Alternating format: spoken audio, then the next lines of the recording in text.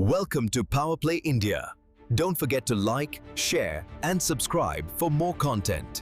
नमस्कार दोस्तों, power play India पर आपका स्वागत है। 26 दिसंबर 2025 यह वह तारीख है जब दुनिया के जियोपॉलिटिक्स में एक भूचाल आ गया। सोचिए, एक ऐसा देश जो दुनिया के नक्शों पर ऑफिशियली एग्जिस्ट ही नहीं करता, उसे अचानक इजराइल जैसा ताकतवर देश रिकॉग्नाइज कर लेता है। उस देश का नाम है सोमालिया लैंड। आज की कहानी अफ्रीका के उस कोने की है जिसे हॉर्न ऑफ अफ्रीका कहते हैं। यह कहानी सिर्फ जमीन के एक टुकड़े की नहीं है। यह कहानी है भारत, चीन और इजराइल के बीच चल रहे एक बड़े ग्रेट गेम की। भारत जो आधिकारिक तौर पर कहता है कि सोमालिया एक है, यानी वन सोमालिया पॉलिसी, वह चुपके चुपके सोमालीलैंड से अपने जड़ें क्यों जमा रहा है। अगले 10 मिनट में हम जानेंगे कि कैसे 2025 के इस एक फैसले ने भारत की सुरक्षा और व्यापार को हमेशा के लिए बदल दिया है। तो चलिए शुरू करते हैं। सबसे पहले समझते हैं कि सोमालीलैंड आखिर है क्या। दोस्तों, यह एक डिफैक्टो स्टेट है। मतलब हकीकत में यह एक देश है। इसके पास अपनी सरकार है, अपनी पुलिस है, अपनी करेंसी है और अपनी डिफाइंड टेरिटरी भी है। लेकिन यूनाइटेड नेशंस यूएन के नक्शे पर वहां सन्नाटा है। दुनिया इसे सोमालिया का एक हिस्सा मानती है, जबकि असली सोमालिया मोगाडिशु में पिछले 30 सालों से सिविल वॉर और आतंकवाद चल रहा है। वहीं सोमालिया लैंड शांति और डेमोक्रेसी का एक टापू बना हुआ है। सोचिए, एक घर में दो भाई हैं, एक शराबी और हिंसक है और दूसरा मेहनती और शांत। दुनिया कहती है कि दोनों एक ही हैं, लेकिन सोमालिलैंड कह रहा है कि नहीं, हम अलग हैं, हम अपना घर खुद चला रहे हैं। लेकिन यह अलग होने की मांग क्यों कर रहे हैं?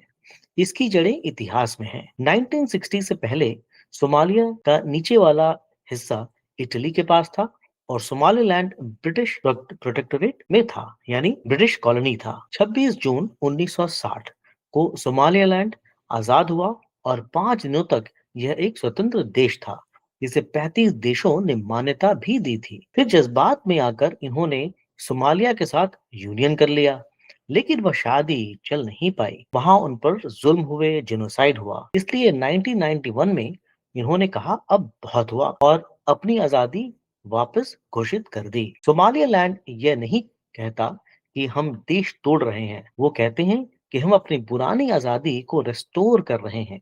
भारत के लिए यह लीगल लॉजिक समझना बहुत जरूरी है। अब भारत के सामने एक बहुत बड़ी दुविधा है। एक तरफ हमारे सिद्धांत हैं। भारत हमेशा कहता है कि हम दूसरे देशों की बॉर्डर्स का सम्मान करते हैं। हम वन सोमालिया पॉलिसी मानते हैं ताकि अफ्रीकन यूनियन नाराज न हो। लेकिन दूसरी तरफ है प्रैग्मेटिज्म। भारत देख रहा है कि सोमालिलैंड शांत है और उसकी लोकेशन सोने की खान यानी गोल्ड माइन है। तो भारत ने एक बीच का रास्ता निकाला, प्रिंसिपल्ड प्रैग्मेटिज्म। मतलब हम कागज पर आपको देश नहीं मानेंगे, लेकिन हकीकत में हम आपके साथ व्यापार भी करेंगे और दोस्ती भी रखेंगे।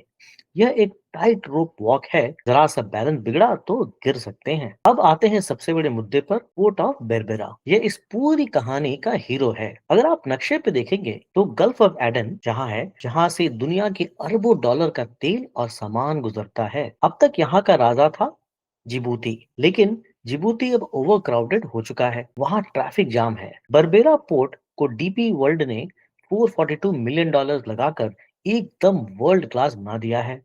भारत के लिए यह जिबूती का इकलौता ऑल्टरनेटिव है, यानी विकल्प है। अगर जिबूती बंद हो जाए तो भारत का व्यापार बरबेरा से चलता रहेगा। यह हमारी लाइफलाइन बन सकता है। लेकिन भारत को बरबेरा की इतनी बेताबी क्यों है? इसका जवाब है चाइना। चाइना ने जिबूती में अपना पहला विदेशी नेवल बेस बना रखा है। चीन वहां डेट ट्रैप डिप्लोमेसी खेल रहा है, यानी कर्ज देकर देशों को फंसाना। जिबूती धीरे धीरे चीन की जेब में जा रहा है। अगर कल को जंग होती है तो चीन जिबूती को चोक कर सकता है।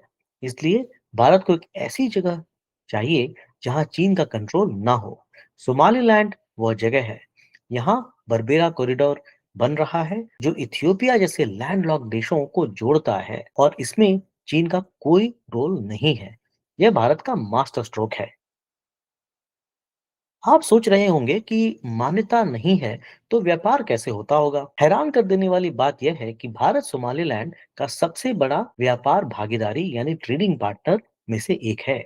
आंकड़े देखिए, 2024-25 हम वहां भारी मात्रा में चीनी और चावल भेज रहे हैं, लगभग $450 मिलियन का अनाज। इसके अलावा भारतीय गाड़ियां और दवाइयां वहां पर लाइफलाइन है। वहां का फ्री ट्रेड जोन भारतीय कंपनियों को बुला रहा है कि आओ यहाँ फैक्ट्री लगाओ और टैक्स बचाओ। बिना एम्बेसी के भी भारत का माल सोमालिलैंड के घर घर में मौजूद है। दोस्तों, समंदर में खतरा सिर्फ तूफानों से नहीं होता।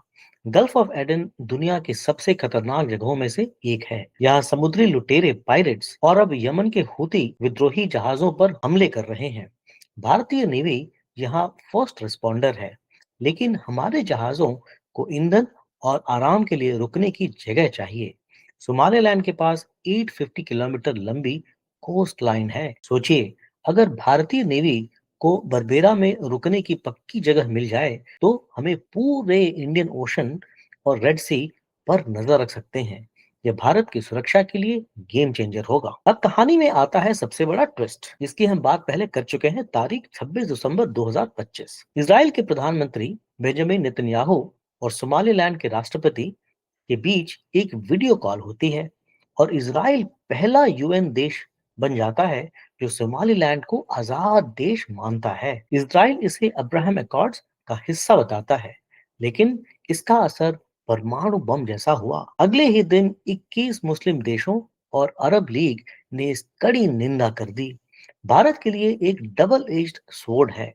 इजराइल हमारा दोस्त है, लेकिन अरब देश भी हमारे दोस्त हैं। भारत अब फंस गया है, खुश हो या चुप रहें। इस खिचड़ी में एक और बड़ा खिलाड़ी है इथियोपिया। इथियोपिया अफ्रीका का एक बड़ा देश है, लेकिन उसके पास समंदर नहीं है। वो लैंडलॉक्ड है, यानी उसके आसपास सिर्फ जमीन ही जमीन है। जनवरी 2024 में इथियोपिया ने सोमालिलैंड से कहा, तुम हमें पोर्ट दे दो, हम तुम्हें देश मान लेंगे। इससे असली सोमालिया आग बबूला हो उठा। भारत के लिए अच्छी खबर क्या है? इथियोपिया अभी अभी ब्रिक्स में शामिल हुआ है और भारत का अच्छा दोस्त है। अगर इथियोपिया को बरबेरा में रास्ता मिलता है तो भारत अपना माल सीधा इथियोपिया के बाजारों तक पहुंचा सकता है। यानी दुश्मन का दुश्मन हमारा दोस्त। लेकिन दोस्तों, पिक्चर अभी बाकी है। सब कुछ इतना आसान नहीं है। सोमालिलैंड में भी खतरे हैं। सबसे पहली बात, कबीलों की लड़ाई।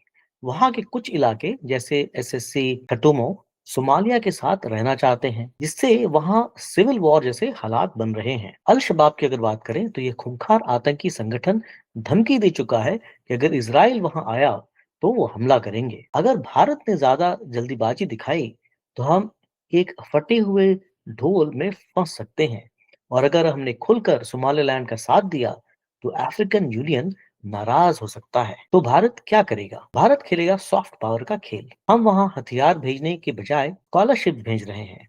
आईटीईसी प्रोग्राम के तहत सोमालिलैंड के लोग भारत आकर ट्रेनिंग ले रहे हैं। हम वहां दवाइयां भेज रहे हैं। भारत की रणनीति है डिफैक्टो डिप्लोमेसी। हम शोर बचाकर दुनिया को नहीं बताएंगे, लेकिन चुपचाप अपने रिश्ते मजबूत रखेंगे। हम देखेंगे कि अमेरिका और अफ्रीका क्या करते हैं और सही वक्त आने पर अपना पत्ता खोलेंगे। इसे कहते हैं चाणक्य नीति। तो दोस्तों, कंक्लूजन ये है, सोमालिलैंड अब नक्शे पर एक लकीर नहीं बल्कि ग्रेट गेम का केंद्र है। बरबेरा पोर्ट भारत की नेवी और व्यापारियों के लिए बहुत जरूरी है। चाइना को रोकने के लिए यह हमारा सबसे बड़ा हथियार है। इजराइल के फैसले ने आग लगा दी है और भारत को अपनी रोटियां बहुत संभाल कर सेंकनी होगी। 2025 के बाद की दुनिया बदल रही है और भारत इसमें एक मूक दर्शक नहीं बल्कि एक खिलाड़ी है। आपको ये एपिसोड कैसा लगा? आपकी क्या राय है इसके बारे में? कमेंट्स में लिखकर हमें जरूर बताएं। अगर आपको ये एनालिसिस पसंद आया और आपने कुछ नया सीखा तो वीडियो को लाइक, शेयर और सब्सक्राइब अवश्य करें। Thank you. Welcome to Power Play India. Don't forget to like, share, and subscribe for more content.